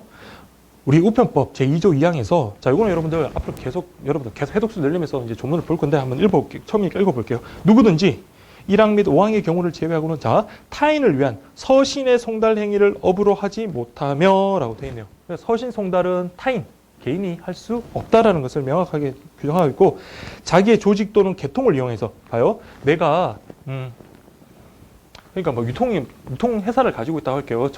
우리 회사에 자동차라든지 기차도 심지어 있고, 기차가 있는 건 아니고, 자, 자동차도 있고 관련되는 어떤 물류창고도 있고 그렇다고 할게요. 그러다 보면, 자, 우리 조직의 어떤 그런 문서, 그 서신을 갖다가 전달하는 게 아니라 타 조직 있잖아요. 다른 회사 거 다른 회사 거의 다른 회사의 어떤 서신을 전달하는 거, 그건 해서는 안 된다라는 그 말입니다. 그게 바로, 그러면 여러분들 결국은 뭡니까? 서신은 누가? 국가만이 독점하고 있다라는 그런 의미입니다. 그래서 국가가 해야지 그것을 개인이 해서도 안 되고, 자기 또 조직. 그러니까 우리 문서를 우리 회사차로 운반하는 거, 그거는 여러분들 서신 송달 그거는 아니잖아요. 그렇기 때문에 여러분들 국가가 서신 송달의 독점권을 가지고 있다라는 것을 명문으로 규정하고 있습니다. 그리고 독점권의 대상은 중요합니다. 뭐다? 서신입니다. 서신. 근데 서신이라고 하는 것은, 자, 우리 일반적으로 서신, 편지라고 생각하세요. 편지에 뭐예요? 어떤 종이가 됐든, 주로 종이겠죠. 종이에다가 우리가 글자를 많이 쓰겠죠. 글자라든지 아니면 기호라든지 그런 것들을 써가지고 내 의사를 전달하기 위한 어떤 그런 수단이잖아요. 근데 의사 전달을, 그러니까 서신이라 하면 의사 전달을 위하여 특정이나 특정 주소로 송부하는 것으로서 문자, 기호, 부호 같은 어떤 유형의 그 형태가 있는 문서 또는 전단을 말한다. 아시겠죠? 그러니까 이런 서신만이 국가가 독점을 하는 거고, 다만 여기에 나와 있는 이런 것들은 서신에서 제외된다. 과연 그게 뭐다? 우리가 서신이라고 볼 만한 비슷한 것들 어떤 게 있어요? 뭐 책이라든지 전기 간행물이라든지 신문이라든지 이런 것들은 서신에서 제외된다. 서신에서 제외된다는 말은 이건 국가가 송달을 독점하지 않는다라는 그런 식으로 여러분 개념을 좀 잡아줘야 됩니다. 그래서 통상 우편물에는 여러분들 서신, 의사전달물 해가지고 이런 것들이 포함이 되거든요. 그렇지만 우리 서신 독점권에는, 국가 서신 독점권에는 이런 뭐 전기 간행물이나 서적이라든지 뭐 그런 것들은 포함되지 않는다라는 거고 반드시 좀 체크를 하십시오. 그래서 지금 13페이지 보시면 아래쪽에 우편법 시행령 제3조라고 해서 서신 제외 대상이라고 되어 있거든요. 근데 여기는 여러분들 제가 뭐 밑줄을 치거나 그리고 저 음영 처리 같은 거 안 했는데 여기 19페이지에도 똑같은 내용이 있단 말이에요. 그래서 19페이지에 보시면 요거대로 그냥 좀 체크를 할게요. 그래서 19페이지 보시면 여러분들 신문 다음에 전기 간행물. 그러니까 이게 굵은 글씨랑 밑줄 친 것만 이렇게 딱 보시면 여러분 확실히 깔끔하게 눈에 들어오실 겁니다. 신문, 전기 간행물, 그리고 서적인데, 자, 어떤 서적? 아래 요건을 모두 충족하는 거. 아래 요건 어떤 거다? 자, 표지를 제외하고 48쪽 이상인 책자의 형태로 인쇄 또는 제본한 것. 그렇게 보시면 인쇄와 제본을 한 것. 그리고 발행인, 출판사, 인쇄소의 명칭 중 이때는 뭐예요? 하나만 있으면 된다라는 거예요. 발행인이 있든 아니면 출판사가 있든 아니면 인쇄소가 있든 그 세 개를 다 적지 않더라도 그 중에 하나만 있어도 이것을 우리가 서신에서 제외되는 책자, 서적이라고 본다라는 겁니다. 그리고 쪽수를 표시한 것. 그러니까 세 가지 아시겠죠? 자, 서적이 되기 위해서는, 서신 제외 대상인 서적이 되기 위해서는 첫 번째 뭐가 필요하다? 표지를 제외하고는 48조 이상인 어떤 제본된, 인쇄된 제본, 인쇄 제본된 것이어야 되고, 다음 두 번째는 뭐 발행인이나 출판사, 발행인, 출판사, 뭐 이런 것들, 발행인, 출판사, 그리고 인쇄소네요. 인쇄소, 이런 세 중에 하나라도 명칭이 반드시 기입이 되어 있어야 되고, 그리고 마지막으로는 쪽수를 표시해야 된다. 근데 이 세 가지 요건은 다 충족되어야지만 우리가 서신 제외되는 책으로, 서적으로 본다라는 겁니다. 이거는 여러분 꼼꼼히 좀 체크를 하시고, 그 다음에 여러분들 뭐 상품의 가격, 뭐 어떤 것 저떤 걸 인쇄했다. 16쪽 이상의 상품 안내서, 16쪽 이상의 상품 안내서. 그리고 여러분들 하물에 첨부하는 동하지 아니한 첨부 서류나 송장 같은 거, 이런 것들 또 포함이 되고, 그리고 외국과 주고받는 국제 서류, 그리고 여러분들 또 국내 회사의 본점과 지점 또는 지점끼리 주고받는 문서예요. 근데 얘네들끼리 주고받는 문서라고 항상 서신 제외되는 문서가 아니라 어떤 거? 12시간 이내, 요거 반드시 좀 체크를 할게요. 24시간 안입니다. 24시간 X라고 하고 12시간 이내에 배달해야 하는 상업용 서류. 그리고 제일 마지막에 신용카드. 여러분 천천히 읽었는데 여러분 암기되시죠? 자, 우리 시행령 3조에서 서신에서 제외되는 것들 우리가 언급을 해줬습니다. 그래서 여러분들 무슨 법에 의한 이런 건 다 필요 없고, 자, 우리가 알고자 하는 것은 뭐다? 신문, 전기, 간행물, 그 다음에 요건, 세 가지 요건 만족하는 서적 있었죠? 표지 제외한 48조 이상 인쇄된 어떤 것이어야 되고, 그 다음에 뭐 출판사, 발행인, 다음에 인쇄소가 그 중에서 하나라도 찍혀 있어야 되고, 그리고 쪽수가 표시돼야 되는 것. 요 세 가지 요건을 충족시키는 서적, 요게 포함이 되고, 그리고 뭐 상업용 서류 중에 요거는 12시간 이내에 되는 상업용 서류여야 되고, 그 다음 뭐 신용카드, 그리고 카탈로그 있잖아요. 상품 안내서, 16쪽 이상의 상품 안내서, 뭐 그런 것들, 그 다음에 봉하지 않은 서류, 송장, 그런 것들 여러분들 좀, 가급적 여러분 좀 읽으면서 암기를 하시고, 특히 서적이라든지 상업용 서류는 여러분들 꼭 단서까지, 요건까지도 반드시 좀 체크를 해 주시기 바랍니다. 예. 그렇게 보시면 되고요. 그 다음에 여러분들 14페이지 한번 볼게요. 자, 우편에 관한 법률이라고 되어 있네요. 아까 우리 우편 사업에 관련해서 경영은 국가가 하고 그 경영 주체, 즉 관장은 미래창조과학부 장관이 한다라고 했습니다. 그래서 거기에 따르는 어떤 우편 사업을 뒷받침할 수 있는 어떤 법령이 필요하겠죠. 근데 여기는 관련되는 법을 4가지 소개했는데, 이 법은 기출된 거고 여러분들 그 내용을 좀 파악을 하셔야 됩니다. 그래서 가장 기본이 되는 법은 우편법이에요. 그 우편법이 여기 나온 중에서 가장 먼저 등장을 했고요. 근데 정말 제가 죄송하게 생각하는 게, 제가 분명히 우타를 확인한다고 했는데, 자, 여기 보면 최초 제정이 모두 다 같잖아요. 그리고 최근 개정이 다 같은데, 최근 개정은 냈다 다 같습니다. 냈다 다 같은데, 저기 최초 최초 제정은 여러분 날짜나 법률은 여러분들 안 쓰셔도 되거든요. 그래서 여러분들 그것만 좀 보시면 될 것 같아요. 좀 체크 좀 할게요. 그래서 여러분들 일단 체크부터 하고 하겠습니다. 자, 우편법은 자 최초 제정이 자 요거 그대로입니다. 법률 제 542호 1960년 2월 1일. 2번 우체국 창구 업무의 위탁에 관한 법률은 요거는 최초 제정이 법률 제 3601호 1982년 12월 31일. 최근 개정 법률은 자 위에랑 똑같습니다. 3번 우정사업 운영에 관한 특례법에서 최초 제정은 법률 제 5216호 1996년 12월 30일. 다음 네 번째 별정우체국법은 자, 최초 제정이 여러분들 법률 제 683호 1961년 8월 17일. 이렇게 좀 보시면 되겠습니다. 자, 요거 여러분들 그 날짜까지는 세세하게 알 건 없지만 그 여러분들 이게 흐름을 여러분 좀 아셔야 돼요. 자, 어쨌든 우편과 관련된 가장 기본법은 뭐다? 우편법입니다. 그래서 우편법의 내용 보시면 자, 사실상의 우편에 관한 기본법이다. 우편 사업 경영 형태, 우편 특권, 우편 서비스 종류, 이용 조건, 손해배상, 벌칙 등 기본적인 사항을 규정하고 있다. 그렇게 됐습니다. 그러다가 여러분들 자,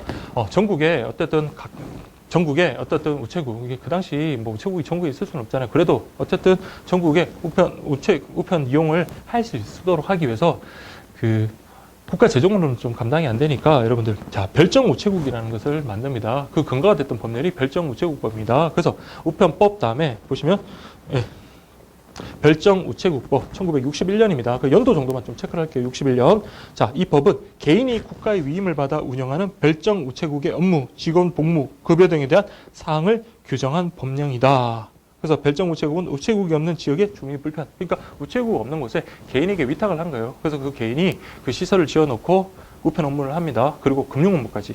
우편과 금융 업무를 그렇게 하고 지금도 하는 것도 있습니다. 그렇게만 좀 보시고. 근데 그러다 보니까 이 별정 우체국이 수요가 그렇게 많지가 않았어요. 그러다 보니까 뭐 국가 재정으로 좀 더 도움을 주고 그렇게 하더라도 이게 그쪽 이분들도 어쨌든 이윤을 좀 남겨야 되는데 그게 계속 적자가 계속되고 국가 재정도 어째 계속 적자가 계속되고 하다 보니까 그러한 불편함을 그런 문제점을 해소하기 위해서 등장한 게 바로 뭐다? 자, 이번에 보면 우체국 창구 업무의 위탁에 관한 법률 해가지고 자, 우편 취급국의 어떤 근거 법률입니다. 자, 내용이 비슷해요. 개인이 우편 창구 업무를 위임받아 운영하는 우편 취급국의 업무 이용자 보호, 물품 보급 등에 대한 사항을 규정한 법령이고 이게 뭐냐? 그러니까 일반인에게 우편 창구의 업무를 위탁하여 운영하게 한 사업이다. 그래서 이거 금융 업무는 안 하거든. 차이가 뭐냐면 금융 업무는 안 하고 우편 업무만 하는데 그 관련해서 어떤 수수료를 통해서 받고 그러고는 또 독자적인 운영이 가능하게끔 그렇게 했습니다. 그러다 보니까 그 별정 우체국의 어떤 그런 한계를 보완하겠다라는 그 취지로 등장한 게 바로 우편 취급소. 그러다가 이제 명칭이 이제 우편 취급국으로 바뀌었거든요. 그래서 그렇게 정리를 좀 해주시면 됩니다. 그리고 이제 자 1996년이죠. 1996년. 예.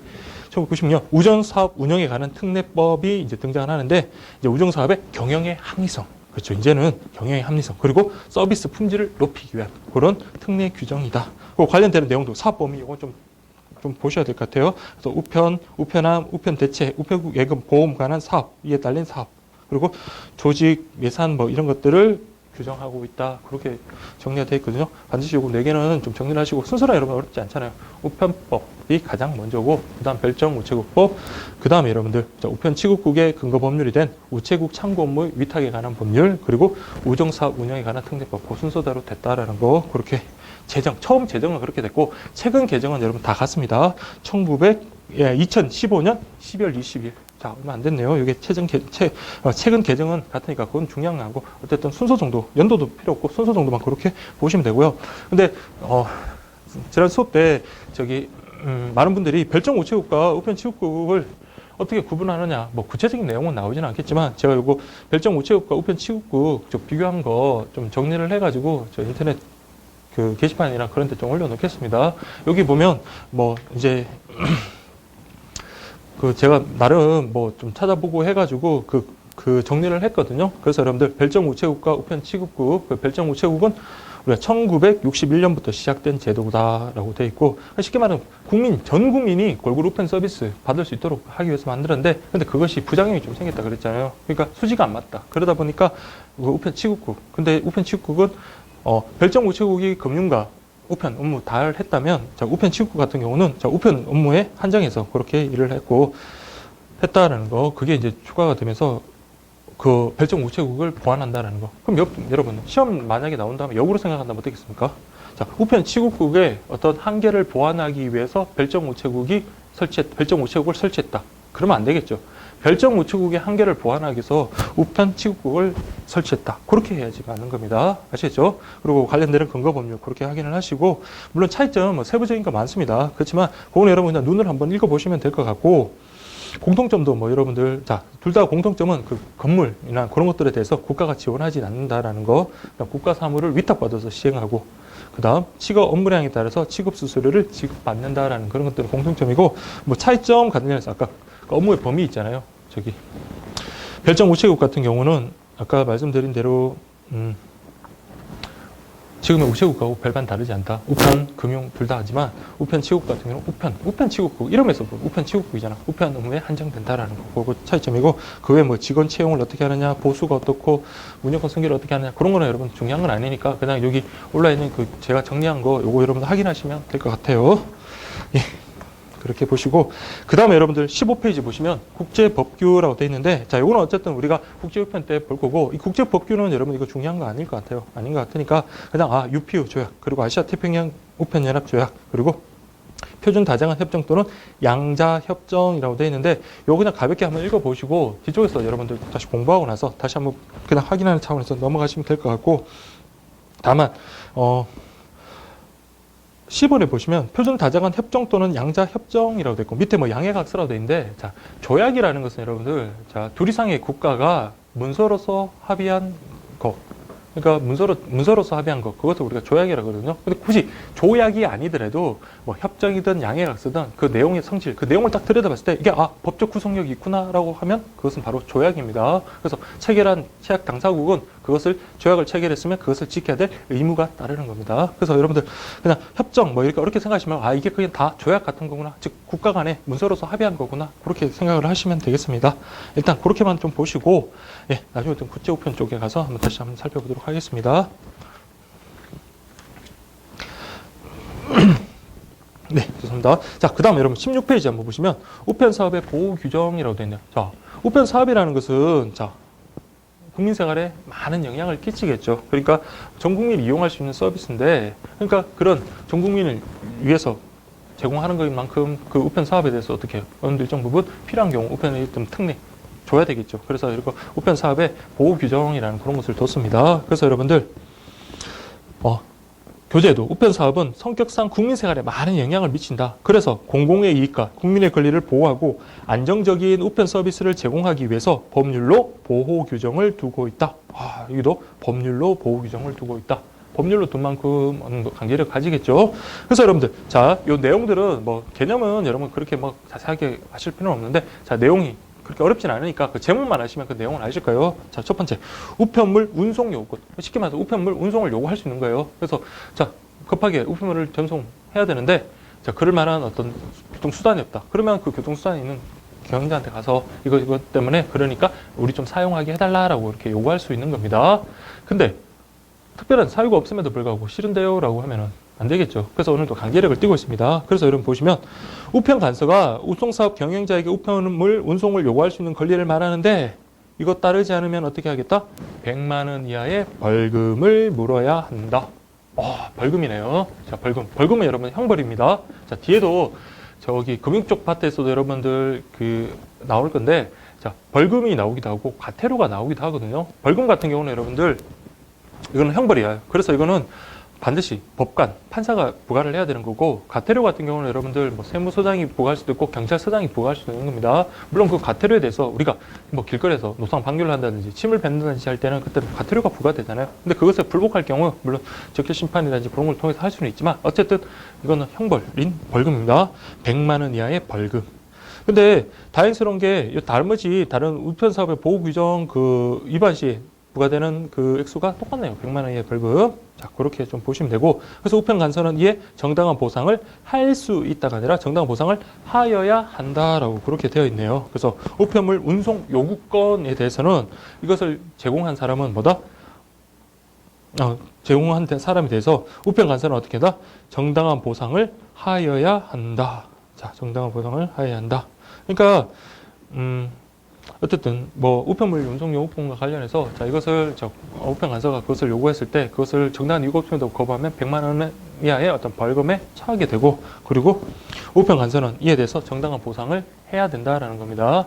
그러니까 이거는 청구를 하지 않더라도, 그러니까 이게 자 밑에 나오는 걸 뭐 조력 청구권이라, 청구권이라는 것은 자 어떤 권리가 내가 있는 게 아니라 내가 무엇을 청구, 말을 했을 때 그것에 기로서 그쪽에서 응했을 때야 권리가 생기는 거거든요. 근데 운송 요구권 같은 경우는 자 일정한 어떤 권리 주장을 하지 않더라도 국가가 알아서 정당한 보상을 하여야 한다.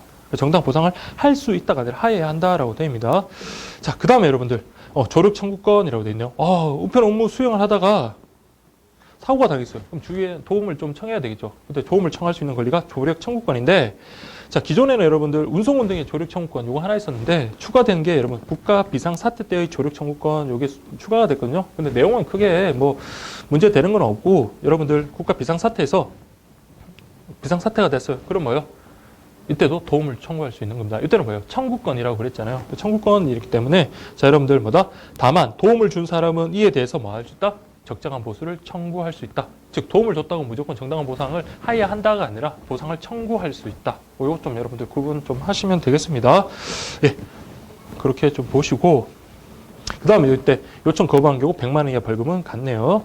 그 다음에 여러분들 운송원 등의 통행권과 통행료 면제라고 되어 있네요. 통행권이라는 것은 말 그대로 자 내가 남의 집에 들어가는 건 좀 그렇겠지만 남의 집 밭이라고 할게요. 남의 집 밭. 그 뭐 경량 담장이 없는 그런 밭에 자 급하게 날려야 되는 어떤 우편물이 있을 때 자 그 타인의 어떤 그 밭이나 논 그런 것들을 좀 이용을 한다고 할게요. 그러면 여러분들 원칙적으로 자신의 그 소유가 아닌 어떤 그런 도로 같은 걸 이용할 때 여러분들 뭐 일단 밭이라도 그건 여러분 뭐 주거는 아니니까 뭐 건조물 침입죄 뭐 이런 식의 경계침범죄 뭐 그런 것들은 될 수 있겠네요. 어쨌든 간에 이게 안 되는데 이런 경우는 자 가능하다는 겁니다. 우편 업무 수행 중에 부득이한 경우에 그것을 이용한 경우에 가능하다. 근데 이것을 또 역시 거부한 경우 통행을 방해한 사람 100만 원 이하 벌금. 근데 이거는 손실보상 역시 청구할 수 있다. 이렇게 볼 수 있고, 그다음에 통행료 면제 관련해 가지고 여러분들 자 우편 업무 수행 중인 사람 어때요? 뭐 당장에 낼 돈이 없다. 그러면 여러분들 일단 통과하고 난 다음에 나중에 그 부분에 대해서 통행료 면제된 그 부분에 대해서 정당한 보상을 청구할 수 있다. 위반 시에 역시 마찬가지 100만 원 이하다. 뭐 이거는 그렇게 문제 안 되고, 도선 요구권, 그 배를 타고 건널 수 있는 거죠. 이것도 마찬가지 청구할 수 있는데 정당한 이유 시 요청 거부했다. 100만 원 이하 벌금. 다만 도선에 대해서 우편간서에 보상 청구할 수 있다. 그렇게 보시면 됩니다. 그 다음 여러분들 자 우편 업무 전용 물건의 압류 금지와 부가 면제라고 그렇게 되어 있는데, 자 우편 업무를 전용으로 할 수 있는 어떤 그런 것도 있잖아. 뭐 심지어 오토바이라든지 우리 주변 하시더라 오토바이라든지 아니 우편 가방 이런 것들은 뭐 할 수 없다. 압류할 수 없다. 자 압류가 되면 여러분들은 어떻습니까? 저거 내 꿈에도 불구하고 압류가 되는 순간 저거 이용 처분 그런 것들이 좀 제한해 옵니다. 그렇기 때문에 그렇게 해버리면 우편 업무 하는데 방해가 되잖아요. 지장이 되기 때문에 그 우편 업무에 제공되는 어떤 물건에 대해서는 압류할 수 없다라는 겁니다. 근데 요거랑 여러분들 뭐 구분할 게 뒤에 좀 나오긴 하지만 그래도 일단 요거 그렇게 보시고, 그 다음에 우편 업무 전용 물건 같은 경우는 세금도 매기지 마라. 어차피 뭐 국가에서 매긴 세금 국가 또 같은 국가끼리 왜 그래? 그래서 우편 업무를 위해서만 사용하는 물건에 대해서는 국세, 지방세 등의 제세국밥 세금 면제된다라고 매기지 않는다. 그렇게 되어 있습니다. 그 다음에 여러분들 공동해상 손해부담의 면제라고 되어 있는데 요 개념 여러분들 조금 뭐 헷갈리셔 하시는 분들 계시더라고요. 자, 이거 여러분들 제가 해상법 공부할 때 이거 조금 해상법에서 이거 나오는 건데, 자 여러분들 공동해상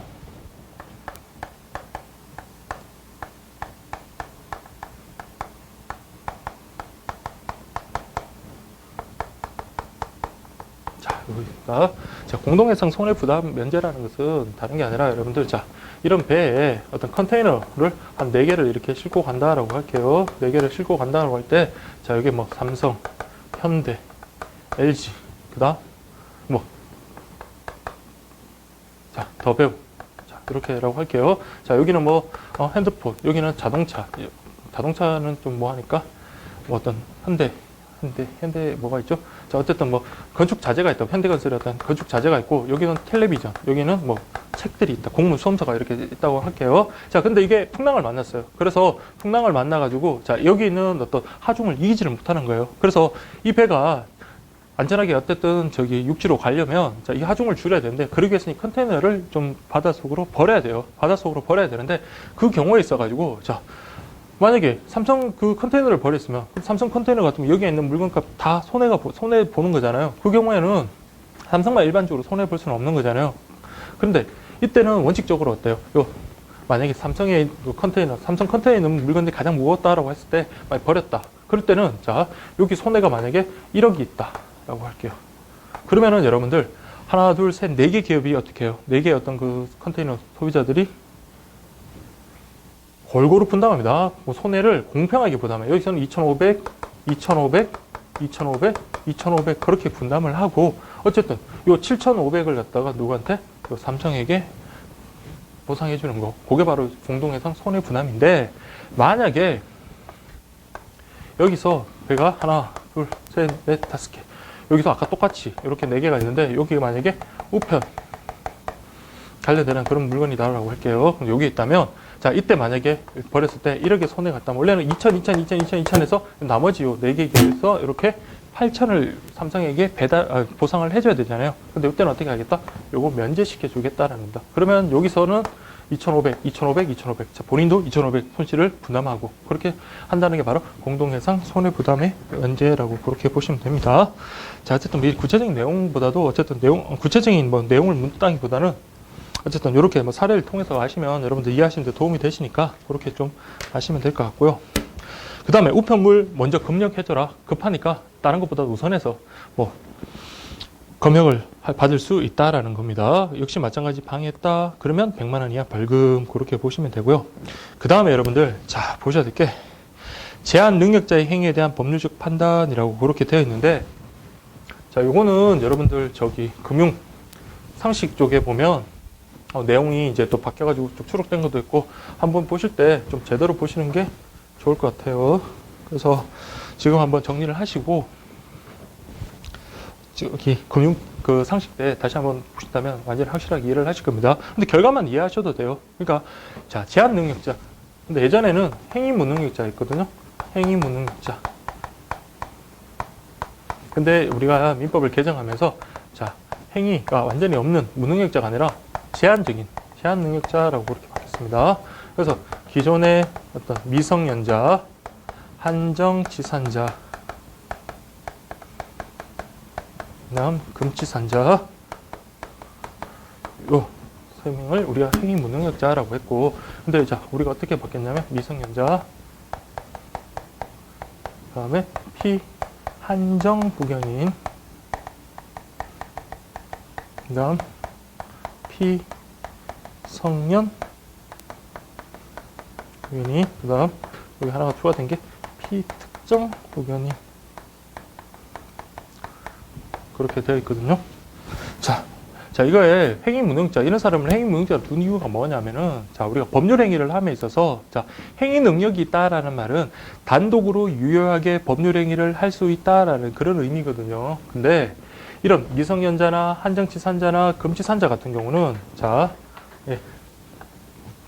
만약에 이 사람들의 재산을 함부로 처분하게끔 한다면 이 사람들에게 어떤 피해를 가져올 수 있기 때문에 이 사람들이 어떤 법률 행위를 함에 있어 가지고는 법률 행위 쉽게 말하면 그 계약 같은 거 그냥 물건 사고 파는 거 그거라고 생각하십시오. 그런 걸 함에 있어서는 뭐 누구의 동의를 얻거나 아니면 다른 사람이 대신해 주게끔 그렇게 합니다. 근데 동의를 얻거나 다른 사람이 대신해 주지 않고 그냥 단독으로 혼자 했다면 그것은 이 사람들 본인이나 아니면 그 법정 대리인 또는 후견인 같은 그런 사람들이 그 계약을 취소할 수 있다는 거예요. 미성년자가 만약에 자기 돈 뭐 한 200만 원 있었는데 그 돈을 가지고 자 어디 뭐 용산 같은 데 갔다가 저 게임에 빠져가지고 컴퓨터를 샀다라고 할게요. 컴퓨터를 샀다면 자 물론 이제 성인 같은 경우는 좀 뭐 이것저것 따져보기도 하고 좀 숙고도 하면서 그렇게 구입을 할 텐데 이런 친구들은 좀 어느 정도 아직까지 그게 좀 성숙한 판단을 하기에 좀 미숙하잖아요. 그러다 보면 이 사람들에게 손해를 끼칠 수 있기 때문에 그런 제한을 두는 거예요. 근데 원칙적으로는 단독으로 할 수 없습니다. 근데 이 사람들에게 치면 손해를 안 가지. 근데 참 먼저 미성년자는 여러분들 만 19세 미만, 그리고 한정치산자라는 것은 정신적으로 약간 박약한 사람들, 약간 정신적으로 오락가락하는데 심하진 않아요. 완전히 심하진 않고, 완전 중증이다 그러면 검지산자가 되고, 그 중증은 아닌 정도. 그리고 또는 낭비벽이 되게 심한 사람들 있잖아요. 가령 월급이 200만 원인데 190만 원을 매달 사회단체에 기부하는 사람들. 그러면 그 사람이 기부하는 건 참 좋지만은 그 가장에 딸린 가족들은 어떻게 됩니까? 정말 생활하기가 곤란하잖아요. 그때는 그런 기부를 할 때도 뭐요? 누구의 동의를 얻도록 그렇게 하라는 거. 요거는 그냥 나이가 지나면 다 인정이 되는 거고, 요거는 여러분보다 가정법원에 선고가 있으면 되는 겁니다. 자, 그런데 이런 사람들 그렇게 중증 정신병이 심하지도 않고 그 남기욕이 있다 하더라도 어떤 법률행위를 하면서 반드시 동의를 받거나 대리를 하도록 그렇게 하다 보니까 이 사람들 개인적인 어떤 인격을 너무 무시한다라는 그런 비난이 일었어요. 그러니까 의사결정의 자유를 너무 심하게 제한하는 거 아니냐. 그렇게 해서 이제 개정된 게 바로 요겁니다. 기존의 미성년자, 그다음에 판정치산자, 비한정 후견인, 금치산자는 피성년 후견인, 그리고 이제 특정 후견인으로 되어 있는데 이 개념만 여러분 보시면 됩니다. 미성년자는 여전히 만 19세 미만, 피한정 후견인은 이 사람이라고 그냥 보시면 돼요. 그런데 다만 그 범위가 달라진 게 이 사람은 원칙적으로는 단독으로 다 할 수 있어요. 근데 예외적으로는 뭐다? 우리 가정법원에서 선고할 때 요런 행위할 때는 동의를 얻든지 대리를 하든지 그렇게 하라고 했던 거였어요. 그 예외적으로 단독이 안 된다. 그런 것들이고, 피성년 후견인은 원칙적으로는 뭐예요? 얘는 정신병 중증 심하잖아요. 원칙적으로는 단독은 안 된다. 근데 예외적으로 단독은 안 되고, 이 사람 동의 얻어봤자 어차피 30만 원 주고 컴퓨터 사와, 노트북 사와, 작은 노트북 사와라고 했을 때 가더라도 다 까먹잖아요. 그래서 이거는 주로 대리를 해요. 대리. 근데 예외적으로는 여러분들 요거는 일상 구매, 일상에서 쓰는 어떤 상품을 구매할 때, 일상 상품 구매 그런 것들 할 때는 뭐 만 원 가지고 짜장면 사 먹는지 그런 거 할 때는 혼자서 그냥 하도 되는 거 그런 거고, 피특정 후견인은 어떤 특정한 사안, 그러니까 순간적인 어떤 중풍이라든지 고령이라든지 그런 것들 때문에 정상적인 어떤 생활을 하기가 좀 판단을 하기가 힘들 때 그 특정한 상황에 대해서, 아니면 어떤 특정한 그 순간, 일시적인 그 순간 동안에는 대리를 얻도록 하더라. 그런 말입니다. 그래서 깊은 내용은 들어갈 필요 없고, 어쨌든 이런 사람들은 단독으로 유효한 법률행위를 할 수 없습니다. 그런데 예외적으로, 자, 우리 여기 보시면 제한 능력자의 행위에 대한 법률적 판단과 관련해서 우편 이용 관계에서는 제한 능력자가 행한 행위라도 법률적으로 어떻게 취소할 수 있는 게 아니라 뭐 할 수 있다? 단독으로 하더라도 유효하다라고 돼 있다. 왜? 이 사람들에게 손해 끼칠 가능성이 적기 때문에. 자, 우리 우표 사가지고 소포 보내고, 우표 사가지고 편지 보내고 소포 보내더라도 이 사람이 이 사람들에게 동의를 얻지 않도록 법정 대리인이나 후견인에게 동의를 얻지 않고 하더라도 이 사람들에게 끼칠 손해가 그렇게 크지는 않잖아요. 그래서 이거는 그냥 법적 안정성을 위해서 그냥 인정을 해주는 거예요. 단독으로 하더라도 이것은 유효한 거다라고 그렇게 보시면 됩니다. 그래서 지금 제한 능력자 해가지고 혼자서 유효한 법률 행위를 할 수 없는 사람으로서 미성년자, 피성년 후견인, 피한정 후견인, 피특정 후견이 있고, 그 다음에 요거는 제한 능력자인데 의사 무능력자라는 게 있거든요. 지금 여기 나온 게 의사 무능력자. 이 사람들이 단독으로 한 행위는 나중에 취소할 수 있습니다. 물론 동의를 얻어야 함에도 불구하고 동의를 얻지 않은 경우는 취소할 수 있는 거고, 의사 무능력자라는 것은, 의사 능력이라는 것은 어떤 행위의 옳고 그름을 판단할 수 있는 거, 어떤 행위의 법률적 의미를 이해할 수 있는 능력을 갖다가 우리 의사 능력이라 하는데, 여러분들 4살짜리 5살짜리가 어떤 법률 행위를 보고 판단할 수 있어요? 4살짜리한테 어떤 그 할아버지가 증여를 했어요. 부동산을 넘겨줬는데, 야, 여기 도장 찍어, 사탕 줄게 하면 그 사탕 찍잖아요. 사탕을 찍는 게 아니라 도장을 찍잖아요. 도장을 찍고 나한테 팔 거지. 계약이 그러면 없애하셔도 되고, 자, 1억짜리를 한 500원에 1000원에 그렇게 팔 수도 있는 거잖아요. 그렇게 되면 안 되잖아요. 그래서 의사 무능력, 어떤 행위, 어떤 법률 행위의 의미를 이해할 수 없는 자의 행위에 대해서는 뭘로 한다? 우리 무효라고 합니다. 대표적인 자들이 아까 유아, 4살, 5살 이런 유아, 그 다음에 만취자, 술을 정말 많이 취한 사람한테 자 옆에 가가지고, 아저씨 저한테 지갑 통째로 주세요. 기분 홧김에 다 줄 수도 있고, 아저씨가 가진 건물 저한테 넘겨줄 거죠. 기분상 그렇게 할 수도 있는 거잖아요. 그래서 이런 사람들은, 자, 이런 사람들에 대해서는 어떻게 한다? 의사 무능력자에서 무효. 그러니까 또 정신병 되게 심한 사람들, 그런 사람들. 근데 여기 정신병자도 마찬가지인데, 이해 못하잖아요. 자기가 하는 일행에 대해서. 근데 요거는 어떤 법률에 가정법원의 어떤 선고가 필요는 없고, 요거는 뭐예요? 가정법원의 선고를 통해 가지고, 가정법원, 요것도 마찬가지로 가정법원의 선고를 통해서 그렇게 확실하게 해주는 겁니다. 어쨌든 간에 요런 의사무능력자 행위는 무효입니다. 그렇지만 유아든 만취자든 정신병자든 우편 이용 관계에서는 어떻게 해주겠다? 여기 나왔네요. 예외적으로 유효라고 그렇게 해주겠다는 겁니다. 그래서 보시면 유아, 만취한 사람 등 자기 행위에 따르는 결과를 판단할 수 없는 의사 무능력자도 포함된다는 말은 이러한 사람들의 그 우편 이용 관계에서도 뭘 해주겠다? 유효한 것으로 해주겠다라는 그런 의미입니다. 아시겠죠? 예, 그렇게 보시면 되겠습니다.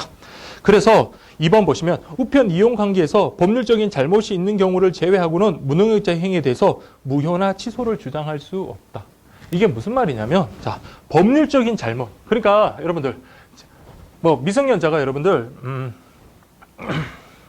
단독으로 어떤 우편 이용 계약을 체결했다 하더라도 그것을 미성년자, 야, 너 동의 안 받았다는 이유만으로 취소할 수는 없지만, 이 미성년자가 만약에 어떤 사람에 의해서 강박, 협박이죠. 협박에 의하거나 아니면 착오를 일으켰거나 아니면 사기를 당했거나 뭐 이런 경우 있잖아요. 기만을 당해 사기를 일으키는 이런 경우에는, 이런 법률적 잘못이 있는 경우는요. 그런 경우에는 내가 미성년자라는 이유만으로 그 계약을 취소할 수는 없지만 강박당했다, 강박당했다 그런 이유만으로는 뭐다 할 수 있다? 취소할 수 있다라는 겁니다. 그래서 여기 보시면 법률적인 잘못이라는데 그런 예를 뭐라 하느냐? 사기, 강박이랑 협박이라고 보시면 되고, 그 다음에 착오 뭐 등 이런 것들, 이런 경우일 때는 이것을 이유로는 뭐 할 수 있겠다? 취소할 수 있다라는 그런 의미입니다. 네, 그렇게 좀 판단하시면 되고, 네, 어쨌든 제한 능력자 일단 이렇게 정리를 하시고, 여러분들 뭐 좀 구체적으로 해드리고 싶지만 너무 깊이 그렇게 할 시간은 없고, 어쨌든 이렇게 보시고 그 다음에 이제 금융 파트에서 여러분 다시 한번 복습하시면 충분히 다시 한번 더 보실 기회가 있으니까 그것도 그렇게 한번 더 잠깐 더 확인을 하겠습니다.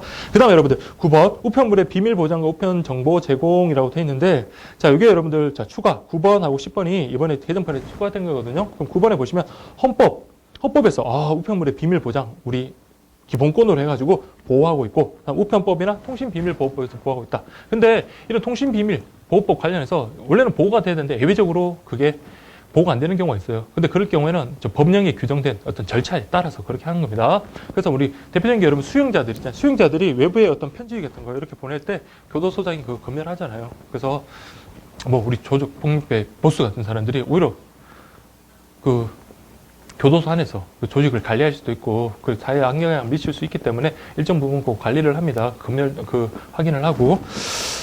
다만 범죄 수사 등으로 말미암아 어쩔 수 없이 우편 정보를 제공해야 되는 경우 법령이 정한 요건과 절차를 따르도록 하며 기본권 침해를 최소화하자라고 이렇게 규정하고 있다. 그렇게 보시면 되고, 그 다음에 서신 독점권이라고 되어 있는데, 자, 서신 독점권 여러분 요거는 아까 우리 국가가 서신 송달에 대해서 독점권을 가지고 있다라고 그랬잖아요. 그래서 여기는 서신 독점권, 국가기관인 우체국에서만 서신을 취급할 수 있도록 법으로 보장했는데, 서신 독점의 범위는, 자, 이게 서신 그 범위를, 자, 국가가 다 서신이라고 해서 다 독점하는 것은 아니고 그 범위 제한이 있네요. 반드시 좀 체크를 할게요.